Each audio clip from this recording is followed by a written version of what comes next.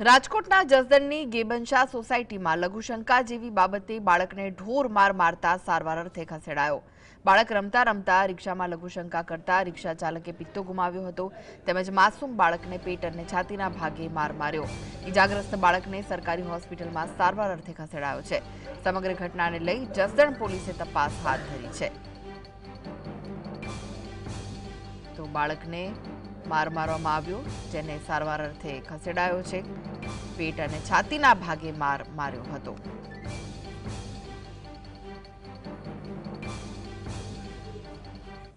તો વધુ વિગતો માટે જોડાઈ ગયા છે સંવાદદાતા આશીષ જે ઘટના સામે આવી છે શું વિગતો મળી રહી છે આ સમગ્ર ઘટના મામલે? ચોક્કસથી જણાવી દઉં કે જસદણની ગેબનશા સોસાયટીમાં એક લાલ બત્તી સમાન કિસ્સો સામે આવ્યો છે। માત્ર લઘુશંકા કરવા જેવી બાબતે એક સામાન્ય જે બાબત છે એમાં રિક્ષા ચાલકે માનવતા નેવે મૂકીને માસૂમ બાળકને ઢોર માર માર્યો છે અને ઘેર વર્તાવ્યો હતો।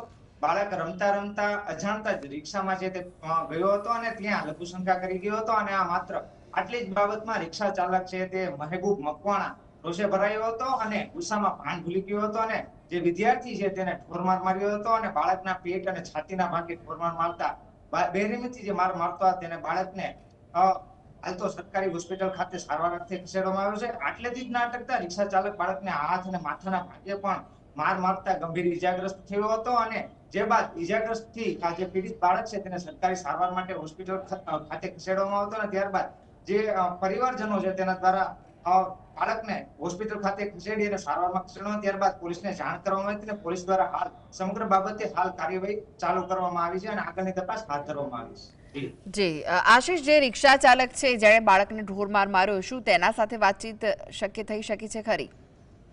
હજુ તો કોઈ પણ વાત સામે નથી આવી પરંતુ જે હોસ્પિટલના બિસાનેથી જે ડોક્ટરના અભિપ્રાય મુજબ બાળકને બેરહેમીથી માર મારવામાં આવ્યો છે અને તેના જ કારણે બાળક માસૂમ બાળક છે જે નજીવી બાબતે જે લઘુશંકાની બાબતે આ માર મારવામાં આવ્યો છે અને તેના જ કારણે હાલ બાળક પીડિત જે છે તે સારવારમાં છે અને આના જ કારણે જે રિક્ષા ચાલક છે તેમની સામે હાલ તો પોલીસ દ્વારા ફરિયાદ જેમના માતા પિતા જે બાળકના માતા પિતા છે તેમના દ્વારા ફરિયાદની તજવીજ હાથ ધરી છે અને આગળની કાર્યવાહી છે તે પોલીસે મોરચો સંભાળી લીધો છે અને હાલ તો આગળની તપાસ છે તે હાથ ધરી છે। જી, બાળકના જે માતા પિતા છે તેમનું શું કહેવું છે આ સમગ્ર ઘટના મામલે?